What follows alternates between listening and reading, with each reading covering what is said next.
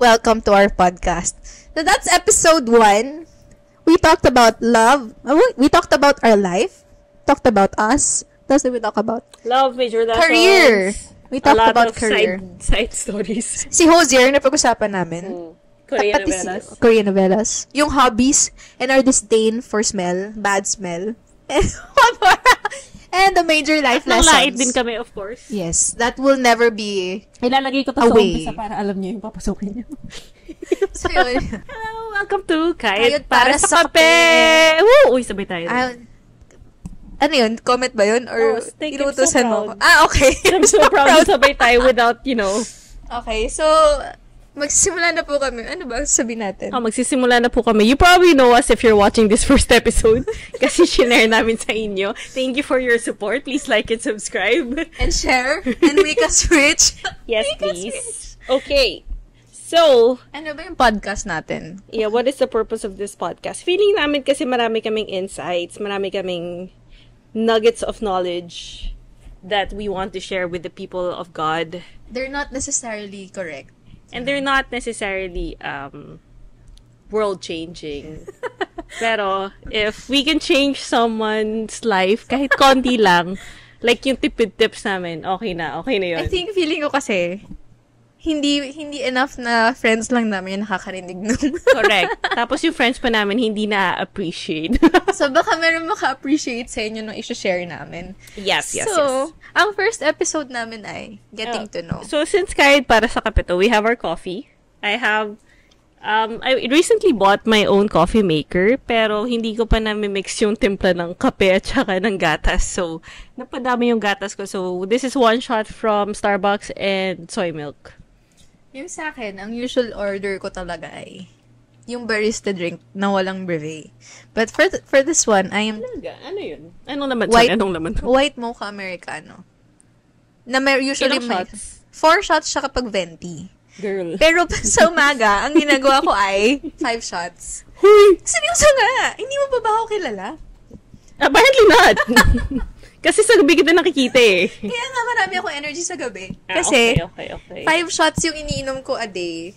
So, malalaman nyo bakit. Kasi mag-introduce din naman tayo ng selves natin. Okay. And dami na nating dinada. So, who are you? Ako na naman. Jack and Poy. Okay, Jack and Poy. Okay, so... Hello, I'm Criella. I am 34 years old from Pasay. No, I'm kidding. I'm a lawyer by trade. 10 years na akong nagpa-practice this March. So, meron akong, midlife crisis. Very early midlife crisis in career. So, I don't know yet what I want to do with my life. But I feel like I've learned a lot through the years. So, that's why we're doing this podcast. Baka din kasi makahanap kami ng mga sagot sa mga crisis namin sa podcast na to. Kasi, spoiler alert, psych kasi si Man, so this is really just a free counseling session. No! No, inaalis ko nga yung sarili ko dun. Fine. Anyway, so, yun si Criella. Ako, so, I'm Maan. Sige na nga, sabihin ko sana, hindi ko i-reveal yung pangalan ko kasi baka mamaya may mga pasyente ako na makakarinig ko na may podcast pala yung OT nila or yung psych nila. But, yes, I'm Maan. Tapos, I'm 28 years old. So, ate ko si Criella. Yuck! Oo. Actually. So, gagalangin kita sa hindi podcast naman. na to. Okay lang. Hindi man ako kagalang-galang most of the time. So, yun. I'm 28 years old. I am an occupational therapist. I've been working for 7-8 years. Talaga? Sa Pedia, oo. Pero nag-aaral ka pa rin in the meantime. Oo. Tama ba? For the specialization. Hindi siya specialization eh. Ibang profession na siya, talaga siya. Okay. So, parang mangyayari, 2 degree yung hawak ko. Ang nerd, no? Yes. Yak! Like, 2 degree ka ba kasi gusto mo lang talaga mag-aral? Or Hindi, dahil... kasi nag-double degree ako dahil... Hindi lucrative yung una mong pinili. Gusto ko naman yung una kong pinili. Pero kasi nung high school ako, tinatanong ako parati, anong gusto mong maging? Wala akong sagot, girl. Pili ko dapat hindi na tinatanong sa high school dyan kasi para masyado pa silang bata. And then they're stuck with that choice. Pero kasi, magaling ako sa math before. Ano Like, yan? hello? Wait lang, sorry. Anong connection ng math sa therapy? Yun na nga, wala siyang connect. Kaya sobrang wild nung mga choices ko. But, I'm happy with the profession that I chose. Kasi parang may problem-solving analysis pa rin siya. Kasi may cases. Tapos gustong-gusto ko yung bata. Hindi siya... Gusto mo ng bata? Oo, mahilig ako sa bata. Kriela can't relate. Happy for you. At least 1 in 2. Ayun. So, kailangan lang ng ganong balance. Hindi, pero mahilig ako sa bata. Na-realize ko lang siya nung internship namin. Tapos, 8 years na ako sa profession. Kaya ako nag-psychology kasi parang sabi ko, hindi enough yung... Parang, eto na lang yung gagawin ko. Parang feeling ko, mas may calling pa ako. Kasi, nung pandemic, lalo na nung pandemic, parang paulit-ulit na lang yung cases na nakukuha ko. Tas, Which is what? Ayaw na nung bata sa bahay. Hindi naman. Parang same diagnosis, ganyan. Or, Well, I mean, same problems na lang din. Tapos, I think once you specialize, that happens talaga na. It's the same case over and over is it the same for again. law? Oo naman. Bread and butter namin ang annulment. No, kahit sa Pilipinas? Oo naman. Sorry, kasi di ba ako at least... At estafa, sorry. Estafa pala mas marami. Guys, Ang bagong estafa buhay na ay- kayo. Okay. Let's say, magaling ako mag-trade ng stocks, for example. Tapos, sabihin ko, uy guys, bigayin nyo sa akin yung pera nyo, tapos trade ko sa stocks. Pwede na yun. Pwede na. Tapos, sabihin kong nalugi. Pero, nalaman mong hindi. So, pag nanakaw siya, yes. But, mayroon kang modus. Ang hirap maging lawyer. Parang, Alam mo, gusto ko talaga mag-psych before. Nung college ako. so Yun bakit yung... ka nandyan? Kasi sabi nung parents ko, anong gagawin nila sa isa pang doktor. Tapos, kasi doctor parents ko, tapos kapatid ko. So, parang, ako yung latak. So, remix, kung kailangan natin ng lawyer. So, para lahat tayo, merong specialization sa bahay. Maglalaw ka. Tapos, meron yung stigma na hindi ka makakaintindi ng baliw kung hindi ka baliw. Grabe naman yun. So, Pero surprise! Yun pa rin yung ending. Kala nyo. pero totoo yung, hindi naman kami baliw. Pero pinapa-experience sa amin what therapy feels like. Kasi parang hindi mo naman din nga, 'di ba, usually you're supposed to have empathy. Or something you don't like about me is having too much empathy. Hindi.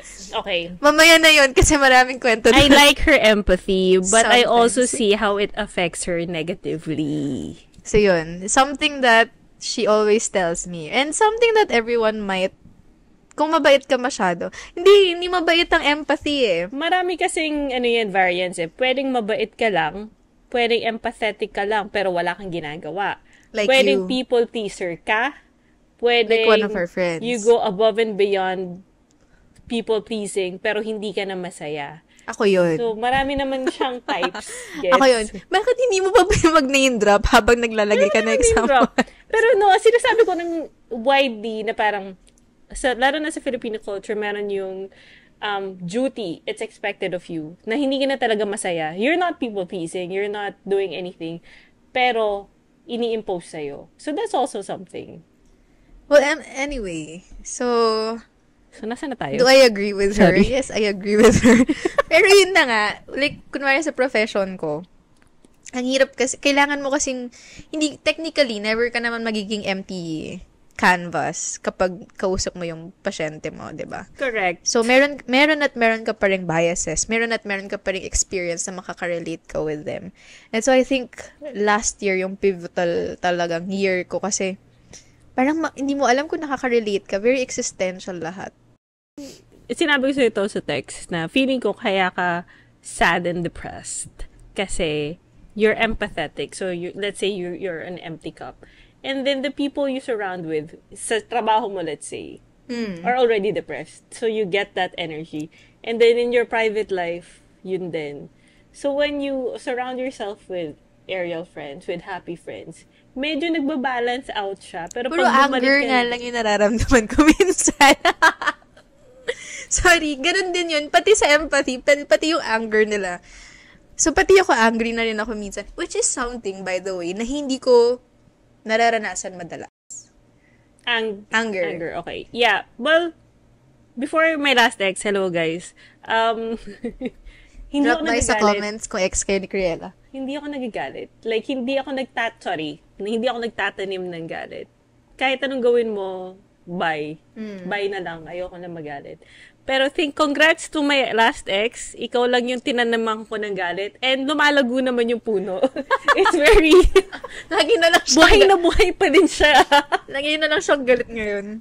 Actually, ang tawag to backstory, no? So, kung nakikita niyo si Criella ngayon, mukha ba siyang mataray? Hindi ako mataray. Ay, well, sorry. Hello, parang mga 1 year bago kita inakap. Actually, ako kasi mahilig akong mang-akap ng tao. Si Criella, for some reason, hindi ko siya maakap-akap. Kasi, inantay ko na ikaw yung unang mag-akap. Kasi Hindi parang, nangyari yun, girl. nangyari na yon. Niyakap kita Oo, hindi ko na maalala. Basta nung niyakap mo ko. I think sad ka. Hindi naman. Or baka nararamdaman mong sad ako. Pero wala akong sinabing sad ako until last year. Parang hindi ko na Nauna ka. niyakap kita first. Nauna ka. Tapos parang sabi ko, okay, friends kami. Ano pala, hindi inisip ni Maa na friends kami until last month? Tama ba? After knowing you for 2 years, okay ka lang? Hindi pala niya kami friends. hindi naman sa madrama ako. Pero hindi nyo ba alam yung feeling na parang ayokong mag-assume. Mag-impose? Ayoko nag-assume na friends ako with someone until they tell me that I'm their friend. Kasi Ako talaga, hindi. all this time, akala ko, hello sa friends ko, akala ko talaga, aksidente lang na nanalo ko sa GC. Ako, friend kita, wala ka ng choice. Period. Sorry guys. Hindi niyo na ako matatakasan. We're friends. Tsaka napaka-rare na nagkukwento ko sa GC namin. Kasi parang, dati, kasi feeling ko ang bigat, parang, ano sasabihin? Ganito pala yung friendship. And at 28 years old, parang ang friendship ko usually is transactional. Meron akong questionable relationship to friendship, to girl friendship specifically. Kasi, if you're friends with the wrong people, they can be very catty. And What do you mean by catty? like, backstabber, or may sinasabing... Diba naman natin yan? Pero front stabbing yung atin eh. Okay. Diba? Marami kasi na parang, ay, ayoko dyan, ang landi-landi dyan, ay, ayoko dyan, ganito, ganyan. Tapos they don't tell you. Or, gets. Pero iba parang high school yun. umabot yan hanggang college. Hanggang law school, actually. Girl, yung sa akin, parang pag ganun, yun yung mga experience ko sa friendships, actually. Kaya hindi ako masyadong Exactly. nag-create ng group of friends. Kasi parang, ganun na naman. Parang, I think, kunento ko to another person na, meron lang akong one specific friend for each category of my life. Like, isa nung grade school, isa nung high school, isa lang sa college. Tapos yun. Ako din, I have one or two. Hindi siya usually barkada kasi nga parang sa isang barkada naman hindi mo friend lahat eh. True. 'Di ba? You have one or two friends that you like, and very rare na a group will mesh well together. Usually may isa dyan or dalawa na mas close versus ganito ganyan, which is okay. And adult friendships are hard because medyo set in your ways ka na, tapos but I think it only takes meeting the right kind of people who are in the same wavelength, and yung walang masamang, well, hindi, masama tayo eh. Paano Hindi ba? ako sama dun. Yung friends na just want the best for you, yun, okay. Walang inggit.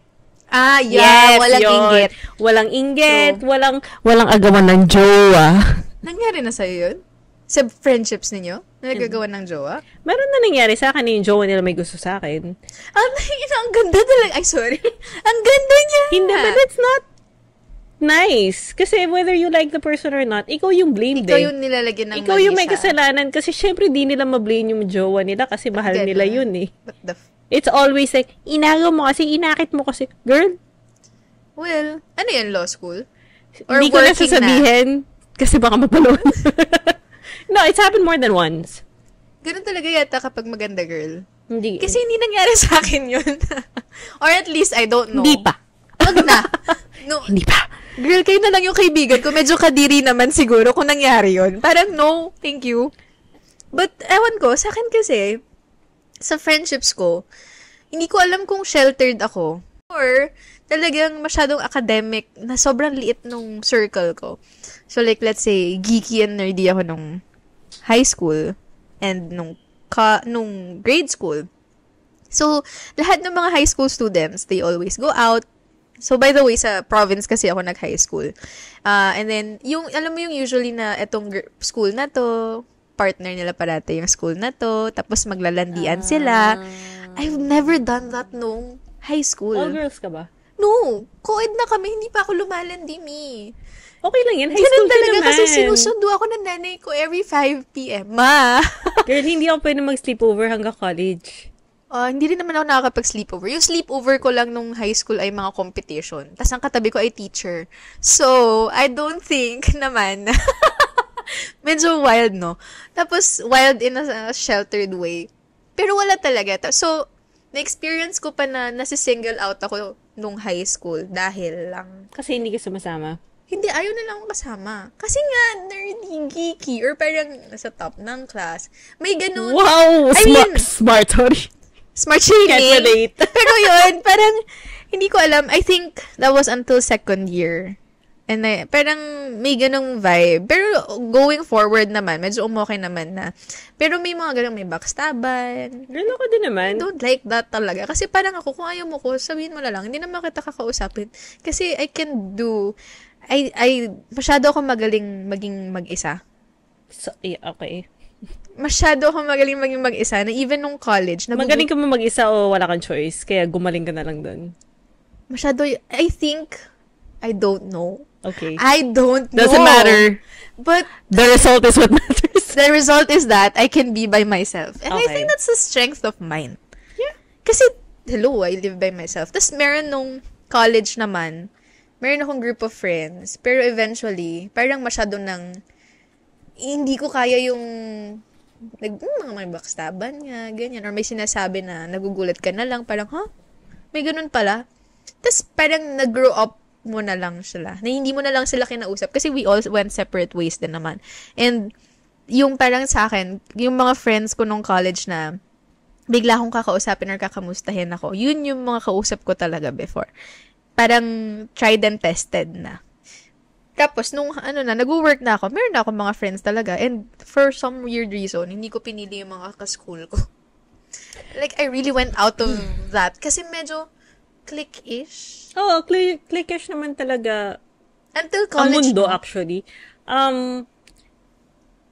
I don't think high school is a good experience for anyone. Except kung sa high school ka nag-peak, tapos yun na yun. Ay, my God. Marami ganun. May kukwento ako doon. Alam mo talaga yung mga lalaki na nag-peak lang nung high school. Like, doon ka pa rin. Parang ang dami kong crush nung high school na pag nakikita ko sila ngayon, parang, buti hindi mo ako gusto nung high school. May dinita ko noon na parang, sabi ko, bakit parang high school pa rin yung kausap ko? I mean, pogi siya, fine, okay, sige, may itsura, pero wala na bang iibahin yung topic na to? Nandun pa rin tayo sa... And I find it hard to connect with people na, let's say, friends mo nung high school or in college na hindi kayo nag-usap for a long while and then magkikita kayo kasi the only things you have in common are things you knew in high school, the people you knew in high school, pero parang wala na siyang advancement together. Okay lang yung nagkikita kayo everyone mga twice a year. Tapos, syempre, you keep up with each other's relationships and jobs and everything. Pero yung wala na kayong pag-uusapan kundi high school, parang okay lang. That's true. Pero yun, ang experience ko sa friends. Kaya gina-justify ko lang na, bakit after 2 years ko pa lang? Kasi parang, i-judge ba ako ng mga to? Or magiging ganito ba siya?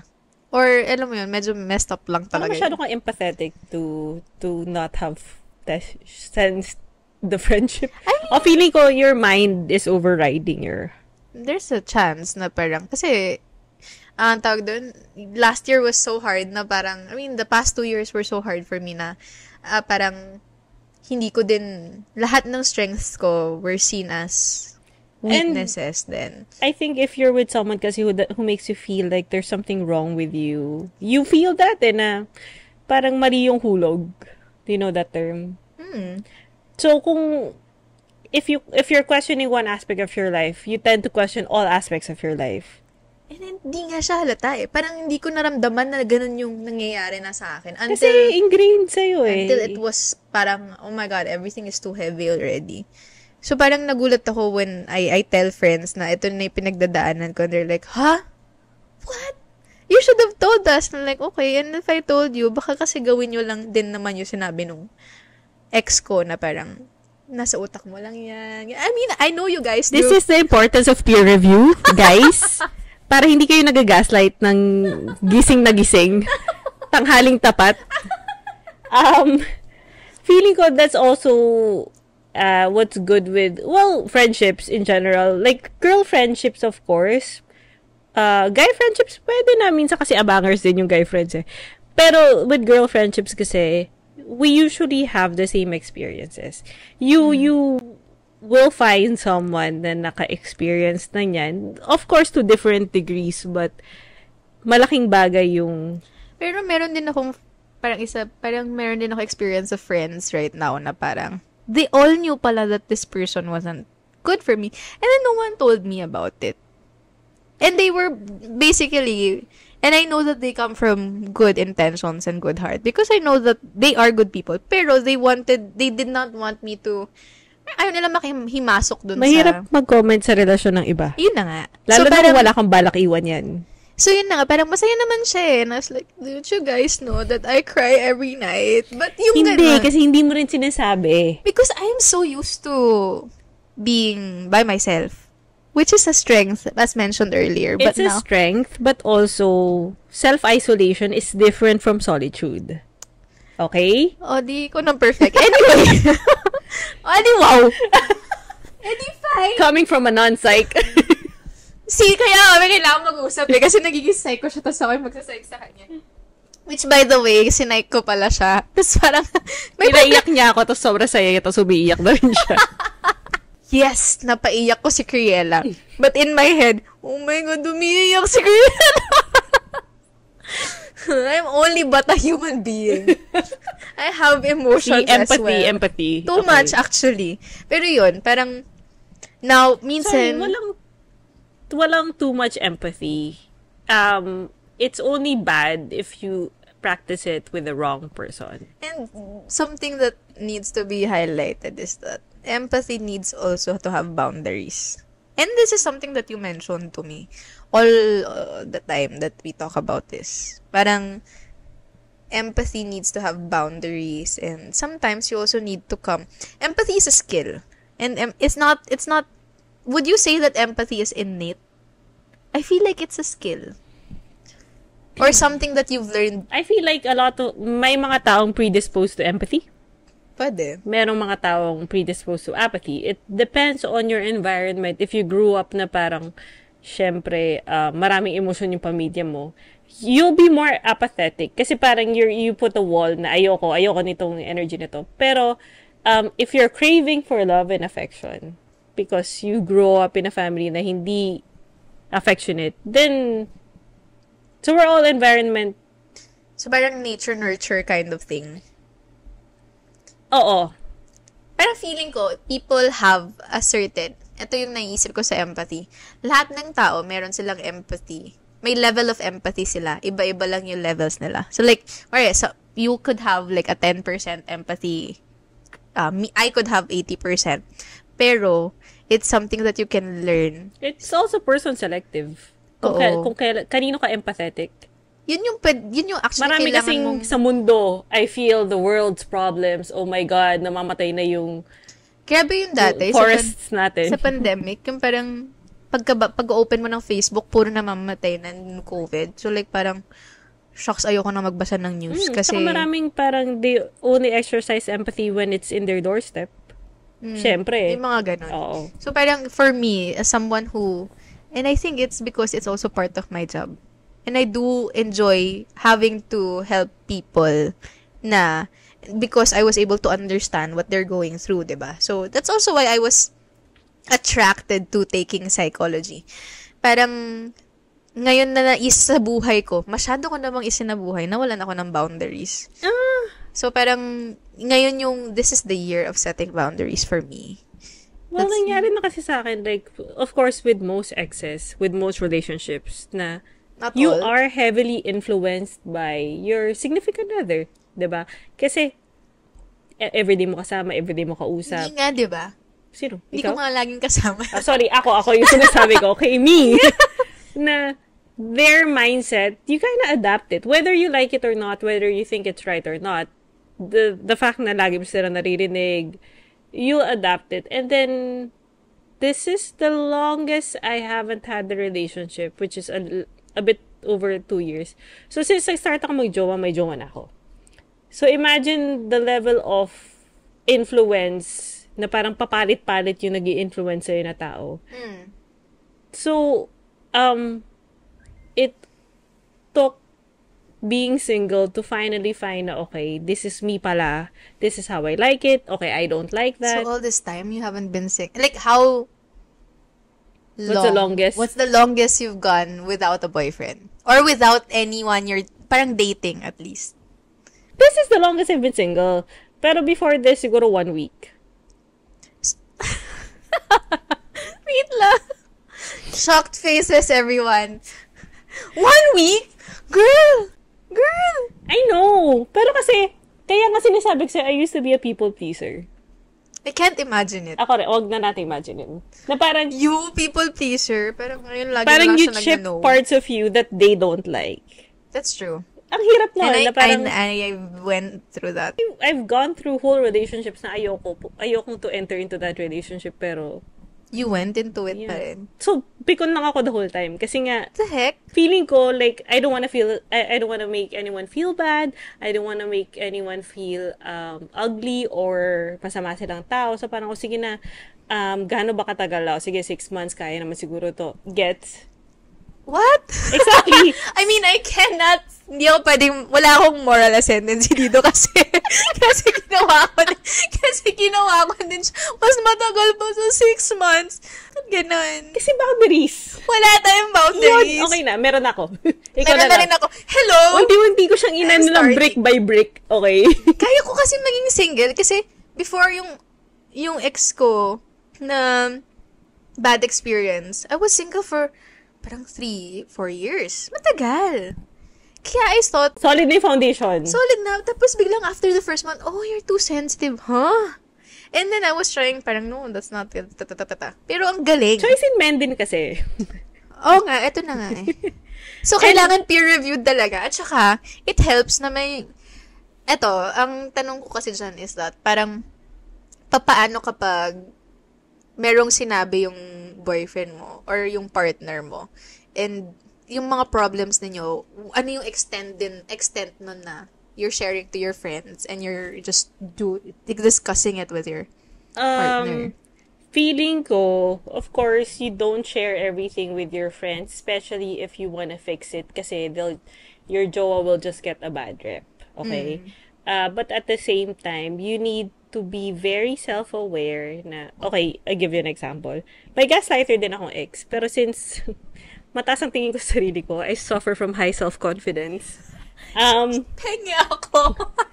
Pag sinasabi niya sa akin mali ako, alam kong hindi ako mali. So, umuoo lang ako na mali ako. Pero, para matapos lang yung away. You? Oo. For real? Sinisigawan ako eh. What the heck? Tapos pag sumagot ka, magta-tangent pa yan na, Yun ang hindi ko- sumasagot ka pa! So, gets. the fudge? So, sige, tama, mali na ako. Tapos gagawin ko ulit. Kasi hindi naman ako mali eh. Anyway, so, pag kakausapin ko na yung friends ko, that's already for me Yun na yun. putting a stop na parang, pag meron na ako accountability, kasi alam na ng friends ko, ayoko na. Or like, sige, objectively, may nakita kong text, is this cheating? Get. So, I'll go, do you think this is cheating? Pag ganun, edi alam mo lang cheating. Sorry, once you have that intuition and got na parang, I feel like this is Cheating kasi is, to me, person-based. Like, ibang cheating sa akin sa cheating sa'yo. That's true. Right? Like, That is very flirty true. texts to me, go ahead. Who cares? No! For me, no. If you think you can do better than me, go ahead. Enjoy. Ako, basta pag nahuli kita, or dating lang, pag nahuli kitang may dinedate na iba, dadamihan ko lang yung akin. Sorry, toxic talaga. Ganyan din ako, mag-alala. Toxic! Ano yun? If you cheat on me, I will stay and show you how to cheat and not get caught. Good luck! Mga ganun ba? Hello, this is Editing Criella from the future. This is gonna be the end of part 1. I'm gonna have to cut it because we talked for 2 hours. So thank you for watching and please stay tuned for part 2. Bye!